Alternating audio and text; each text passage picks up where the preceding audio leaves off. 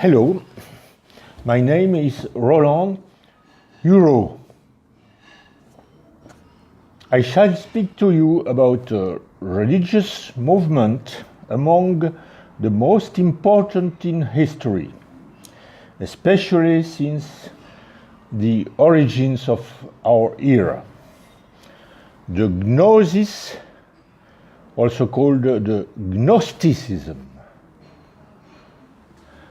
Whether Gnosis existed before Christianity is an issue that has not been yet resolved. Hans Jonas, who was a professor in New York University, thinks so.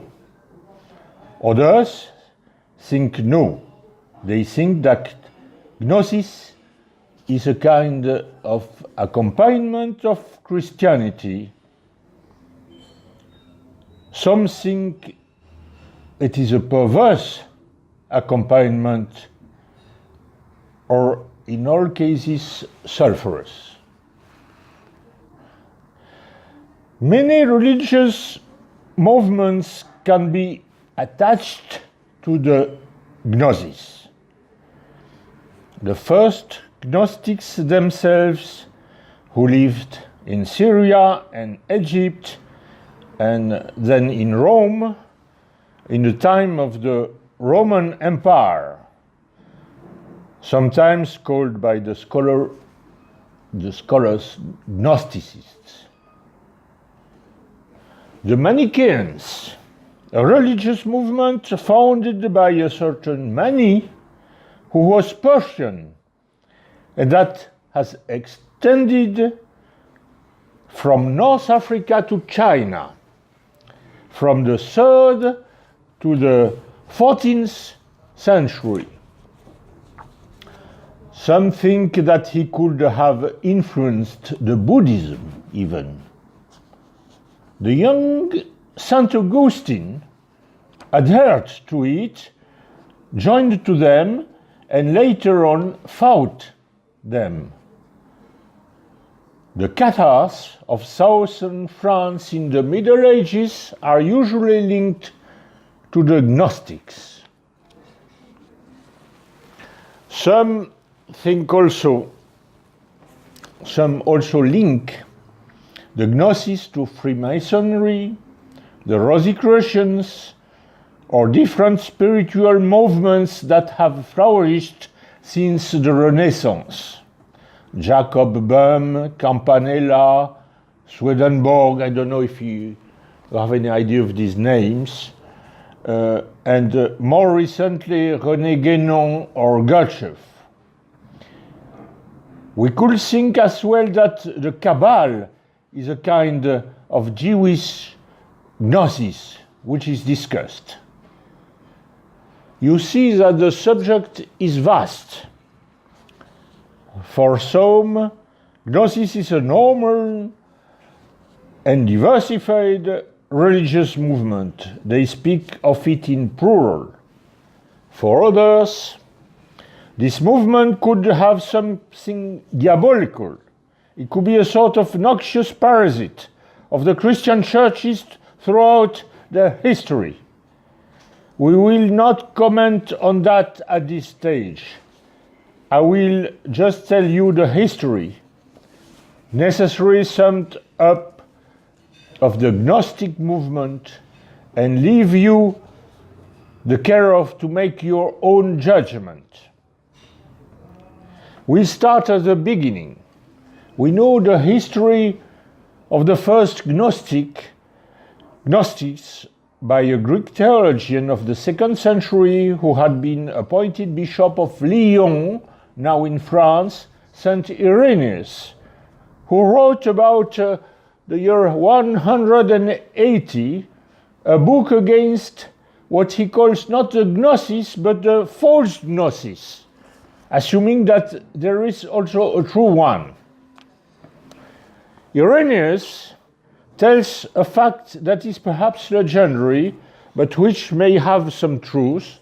The first Gnostic would be a character that we find in the Acts of the Apostles, Simon the magician, you know, that guy who sees St. Peter and St. John doing miracles and who proposes them to conclude a business, to buy them the secret of these miracles. St. Peter naturally refuses, but Simon continues his careers. He marries in Antioch a prostitute named Helen, whom he says she's the reincarnation of the Helen of the Iliad, and that she's a kind of goddess. He has a whole philosophical system inspired by Plato, but much more sophisticated. He goes to Rome, where he meets again Peter. They indulge in a kind of miracle or magic contest. Simon flies in the air, but Peter breaks the spell. Simon falls from the sky and crashes. Of course, this is legend. It is hard to know if Simon the magician is truly the ancestor of the Gnostics. Peter considers that the powers of the apostles they have inherited from Jesus are not magical powers. They do miracles out of compassion towards the sick they meet and with the help of the Holy Spirit. But for Simon, this power is a kind of science that we could learn, from which we could learn the recipes from a kind of a Christian science. To put science, including that of spells, before the powers given by justice or holiness is an aspect of gnosis. Gnosis means knowledge or science. The Gnostics believe that salvation is obtained by knowing certain secrets and that it is reserved for the insiders. The case of Simon the magician makes us suspect that there were already Gnostics in the entourage of the apostles and the early Christians. This is what seems to appear from certain mentions. Elliptical it is true of the New Testament. Colossians 2:8, beware lest any man spoils you from philosophy and vain deceit, after the tradition of man, after the rudiments of the world, and not after Christ. 1 Timothy 4:1-3. Now the Spirit speaks expressly that in the latter times some shall depart from the faith, giving heed to seducing spirits and doctrine of devils, forbidding to marry and commanding to abstain from meat which God has created. Forbidding to marry and to eat meat, that was the doctrine of the many Gnostics, not all. It is also said that St. John, who was in the bath in Ephesus with disciples, saw a Gnostic arrive called Cyrene. He then leaped out of the bath without bathing himself, exclaiming, "Save us lest the thermal bath fall apart from inside, since Cerinthus, the enemy of the truth, is inside." This is not true. But the great flowering of the Gnostics took place in the 2nd century in the Roman Empire.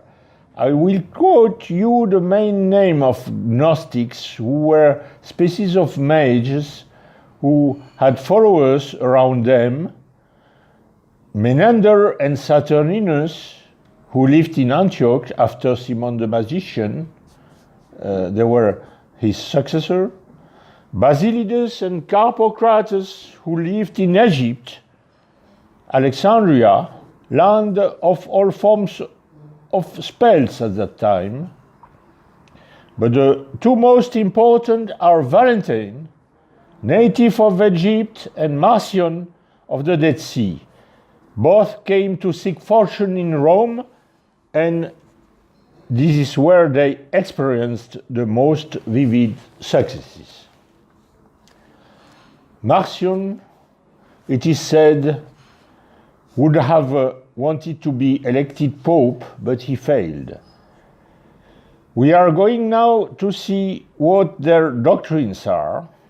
Later we shall move on the next stage, which is that of many and the Manichaeans. The Gnostics of the 2nd century have in common a certain number of convictions. First, they think that only the soul can come to salvation by extracting itself from the matter through a purely spiritual approach. After the death, they will reach what they call the pleroma, or fullness, by a sort of fusion with the universal spirit. Only the insiders will have the right to get there because they have been initiated. There are for them 3 kinds of men: the pneumatic, that are these insiders themselves, the psychics, who are the ordinary Christians. They have reached through the ordinary church a part of the truth, but not enough to get salvation. They need to join to the sect. And there are the so-called helics, who are vulgar men destined not to hell, but to disappearance. Everything happens as if they had no soul. Through the Gnostics claim to be Christians. They reject the Old Testament and especially the law of Moses and accept only the New and still not everything of it. They revere Christ, but they do not think he was God, only an emanation of God who took human appearance without making himself truly man and being truly crucified. From this common background, there were different categories of Gnostics because there were differences between them, and now we shall see these differences.